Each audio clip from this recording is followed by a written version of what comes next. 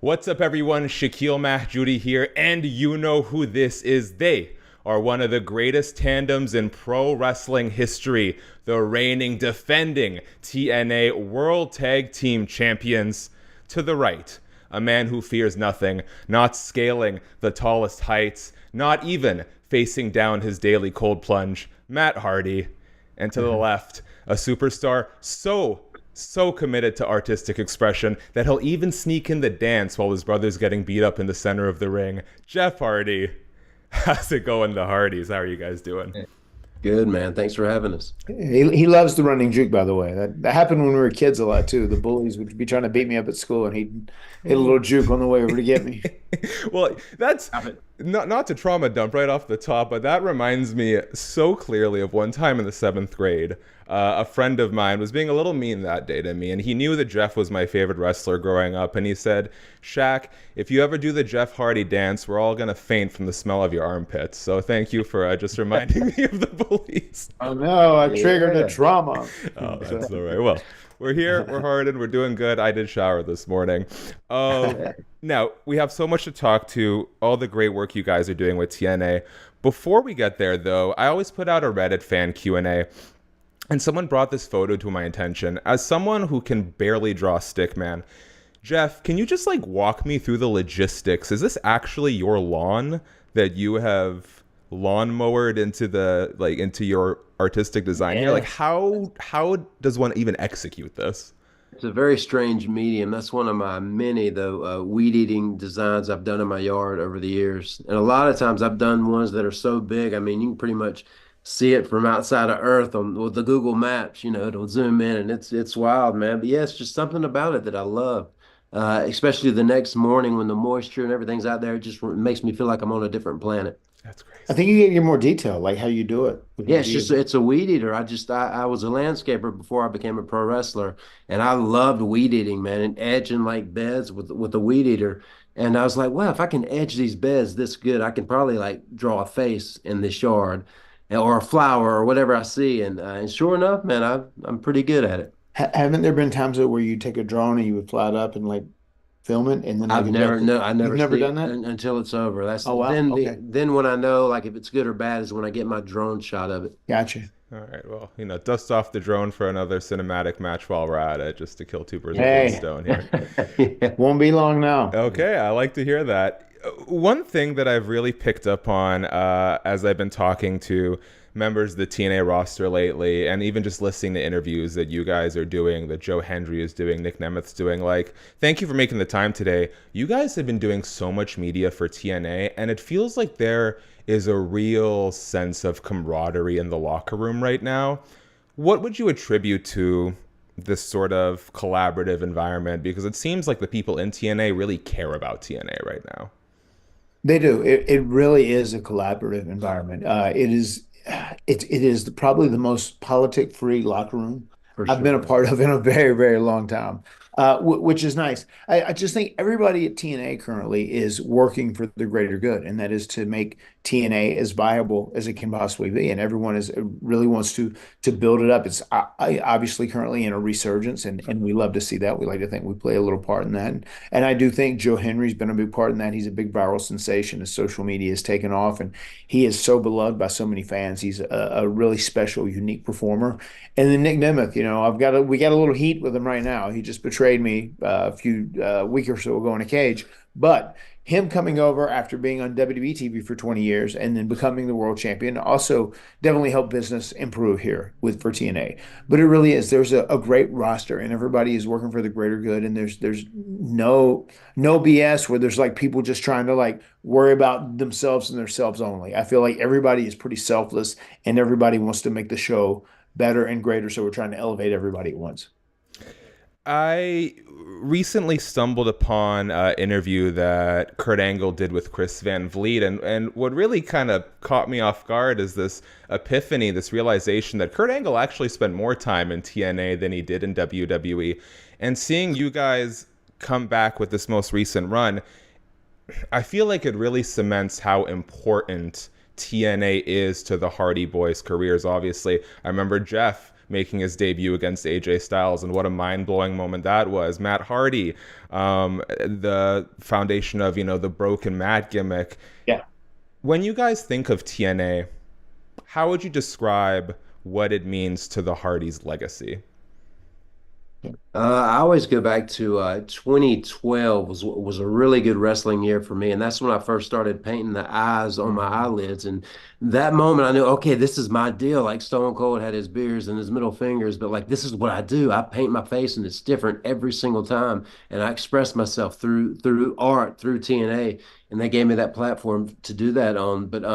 But yeah, they've just always been so open-minded with new ideas. I mean, Willow, I hear a lot about Willow's the darker side of Jeff Hardy, and Willow surfaced in TNA, and I'm sure that's going to happen again because I mean I get asked about that a lot. But and then the final deletion stuff we did was just on a whole different level. They gave us that platform, just six guys out there running 300 feet of drop core trying to get a shot before the sun came up, and then they aired it, and it was such a success. It's just, yeah, I love how open-minded they are. They still are. Yeah, I do too. And I was just going to say the whole time where I experimented with Broken Matt Hardy, I wanted to do a throwback to like the Papa Shango days or the early Undertaker. See if you could get a character over where people might buy in that he's somewhat supernatural and he can do different and unique things that aren't necessarily human. And let's see if we can get that happening. I said, if we can't, then at least I'll be a crazy person, right? We'll figure it out one way or the other. But I definitely wanted to step out of my comfort zone and do something different. And then him doing Brother Nero he did it masterfully. And I couldn't have done it without him. Like together, us and our synergy just worked so great. And it totally gave us like new life. The whole delete thing and just the catchphrases and the Brother Nero, I knew you'd come. All that stuff was so catchy. And just when we returned to WrestleMania 33 to see all those tens of thousands of people going delete, delete, delete, and which was born in a company which a lot of people said isn't going to make it, isn't going to be around. But TNA is much like Matt Hardy; it will not die. That's so fascinating to me. I guess my follow-up to that would be having this sort of creative freedom and this creative lease to try new things in this environment where, as you guys know, sometimes when you're with other promotions, you are sort of forced into a box a little bit more. What has it actually done for your relationship as brothers to be able to have this shared creative outlet together? I mean, I think it's been good. I think, we're both older, we're mature, we've been through personal struggles. What else? Everybody is really good with where we're at right now, and I think we're having like the time of our life. And Jeff says this pretty often, and like our goal is to make this final run of the Hardy Boyz our best run ever. And I think we're on to something because we've held the titles for 5 months, and it's really been special. These post-show meet and greets we've been having have just been out of control. People have so passionately and so enthusiastically just been hoping to see us and be a part of a meet and greet or take a photo or get autograph, whatever. And it's super humbling, super flattering. And it's weird because we're looked at as legends and guys that were like almost generational influences, especially the stuff we did when we were younger, changing our dress and wearing the kickwear pants and the tight shirts, and Jeff with his sleeves that he wears, and doing ladder matches and table matches and all the craziness. There's so many people that say, thank you for my childhood. And, we said, hey, well, don't stop thinking of shit. You're going to thank us for your adulthood when it's all said and done, because we're still a work in progress. But it's just, it's done a lot for us as brothers to be able to be creative and be able to hear our input listened to, and be able to discuss it and have a good collaboration. Because in some promotions, they don't necessarily do that. But I think TNA is very traditional in the way they have great solid wrestling matches. They have a smaller roster, which that way we can kind of focus on everyone a lot more. It's not big and bloated. And I think we do a really good job at telling stories. Like, you understand what people's purpose are, like what their goal is, what you want to see this character overcome, where you want to see him get to, like what are the obstacles he has to get past. And I think they do a great job with that, because at the end of the day, the wrestling match is not the end all be all. It's the story and the character's journey, the character's arc. And I think what we did coming back and winning the titles in a Full Metal Mayhem, which is a TLC, which we're kind of responsible for, that was a great moment because we had to earn those titles and it took months to get them. And now we're like having this cool retro run where we feel like we're, wrestling like it's in the 2000s, and we're kind of cool. What old is new and cool again. And that's kind of us right now. And it's been just a blast, man. And it's still it's cool to be having fun again, because I still love the craft of pro wrestling like I did when I first started. And we have this new move called the plot twist, and and our next stop is going to be St. Joseph, Missouri, and there might be a twist to the plot twist. I mean, it's just super exciting to have these ideas, and as brothers, just to be riding down the road talking about a spot, and Yeah. if it's possible, would it work? And yeah, we just gather everybody at TNA, and we there's nobody trying to steal somebody's spot. We just create together, and we try to make the show as good as it humanly can be. Jeff, we have seen a lot of wrestlers cross the pond from TNA to NXT and vice versa, but it's generally been, newer talents or talent that the WWE universe isn't familiar with. From your point of view, as someone who has been on both ends of that, on both sides there, what was it like to make the jump over to NXT, and how do you feel about the opportunity that it presents for both promotions? Well, I'll start by saying this, like I meditate a lot out in nature these days, and along with that, I kind of manifest things a little bit and naturally where I would like my wrestling career to go. And so I do a little bit of manifesting from time to time. And man, I've totally been manifesting that in my head, man, the last year or so, as far as us, the Hardys showing up at NXT, something that's never been done. And to be there in New York last week, it was, oh my God, it was so rewarding and fulfilling. The response, the love, the support we got from being there, and ended up having a great match. I love when I can go home and watch the match back, and I kind of love it all. So yeah, we're just exactly where we're supposed to be, and NXT is just another thing off the checklist, man. So anything's possible in pro wrestling. And that partnership has been extremely beneficial to both brands, I think. You take an NXT person, someone that's new, and if they show up on TNA television, TNA is a company that's been around for over 2 decades. I mean, it makes them feel like a bigger star. It makes them feel important. And vice versa. You take a TNA star, even like Moose showing up on NXT, it's a big deal, especially when he's involved in a big match with Obafemi like that for the NXT Championship. It's a great deal, and I love that it adds to the unpredictability of pro wrestling, because pro wrestling is at its best when it's unpredictable. I've been playing a little bit of WWE 2K25. It came out recently. They always have a community creations section where people can make their own wrestlers and download other people's creations. Happy to report, far and away, the two most downloaded created superstars in that game right now are Matt and Jeff Hardy with their TNA Tag Team title belts. So All right. I want to propose. Yeah, actually, how does that make you feel to know that there's still such a feverish appetite for people to connect with you in that way? It's super humbling, especially just later on in our career. It's one of those things we've tried to change here and there and stay relevant. And just depending on where this ride ended up taking us as current babyface Hardys, the version we are now, we'll see how long that lasts. And then maybe if it dips down, we're ready to change and kind of morph into something different. But it's just humbling, man. The wrestling community and the wrestling audience has shown so much love for us, and we're both very grateful for it. I guess I marked out for myself to a certain extent when I saw the Ring of Honor, the only Brother Nero action figure that's out there now, but this very cool set of the Broken Hardys, and it was just beautiful. And then I saw this other Jeff Hardy figure that's going to be coming out soon with the rainbow sleeves and like a black light effect on it. Just some badass figures, man. It just oh my God, yeah, I was extremely flattered when I saw that. And being that we're not in that dimension of pro wrestling, I mean, it's still crazy cool to have these action figures immortalized of us and all these different. Even that week we went to NXT, like there was 4 different brands or pieces of merchandise that people could get of us, and I mean, I'm pretty sure that's never been done before. So it's cool to be in the spot that we are. There are a lot of people that will call us and go like, "Man, you guys are the goats," and like, there's even a part of us we kind of wanted to work that into our bit to a degree, but that week that we did NXT, we had like 4 brands legit selling our merchandise. TNA had all kinds of Hardy's merchandise. WWE had released Hardy's merchandise. AEW had just released Hardy figures. Ring of Honor had just released Hardy figures, which is that's kind of some goat stuff. That's pretty cool. Have 4 different brands selling it currently at that time is pretty amazing. What are the odds we see the TNA World Tag Team titles on Raw, SmackDown, or PLE in the next 3 to 4 months? I think there's a very strong possibility you end up seeing that before it's all said and done. Yeah. I beat the 2005 to 2010 TNA fan in me screaming at the idea of seeing that situation play out in real life. There were some injury updates after TNA Sacrifice, allegedly a deviated septum for Matt, a lower body injury for Jeff.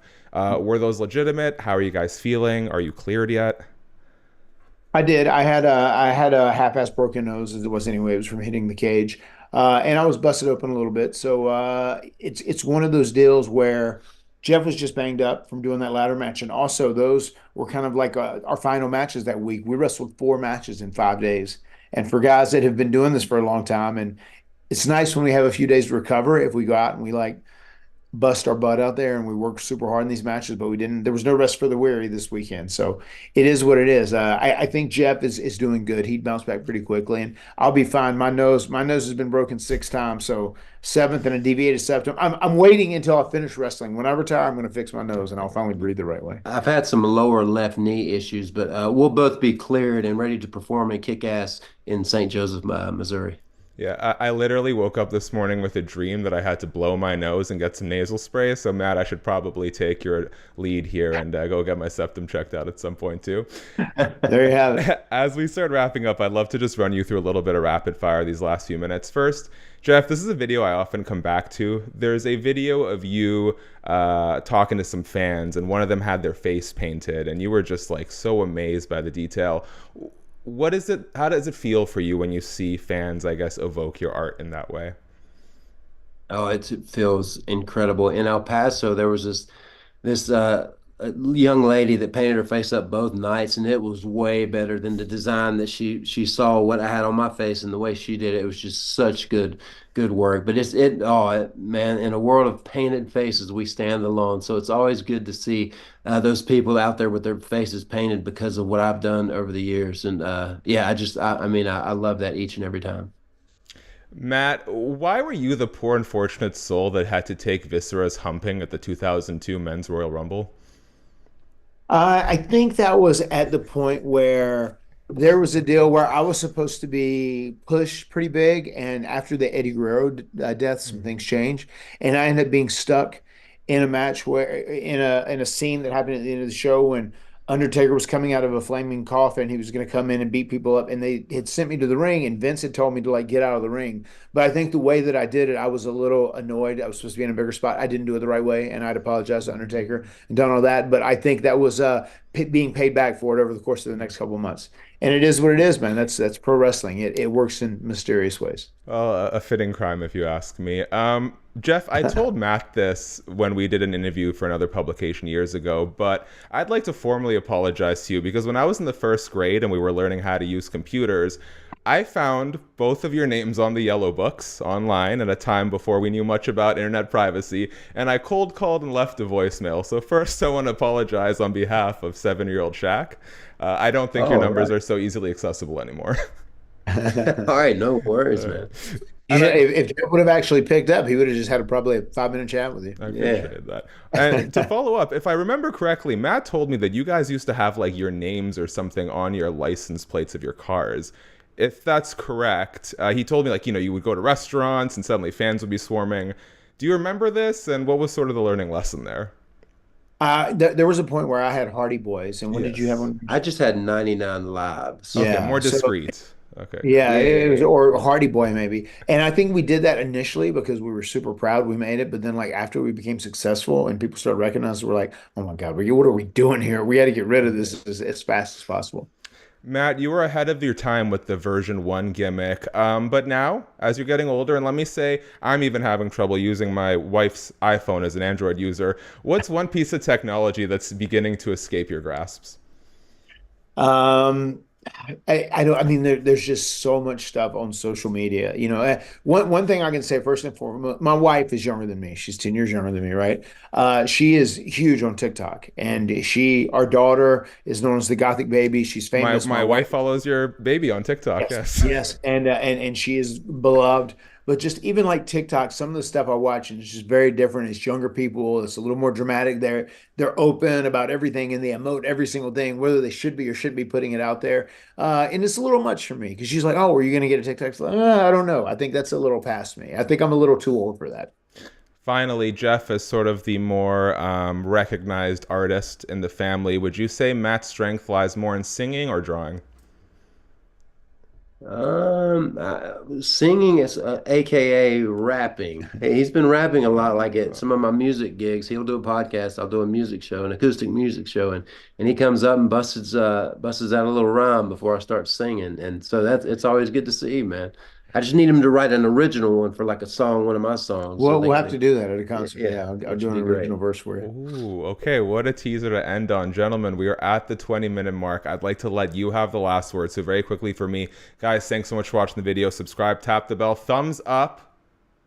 Let us know, what is your all-time favorite Hardys moment? You can give a few. I know there are too many to pick from. Jeff, Matt, if there's anything you want to tell the people as the TNA World Tag Team Champions, the floor is yours, my friends. I would just say we want to thank all of the diehardies, is what we affectionately call everyone that has supported us. We have people that have supported us for, for 3 decades, and it's wild. And we're just very grateful to have those people making this crazy journey in pro wrestling with us, and it's so very, very cool. Yeah, without them, there is no us. So we never forget that. Correct.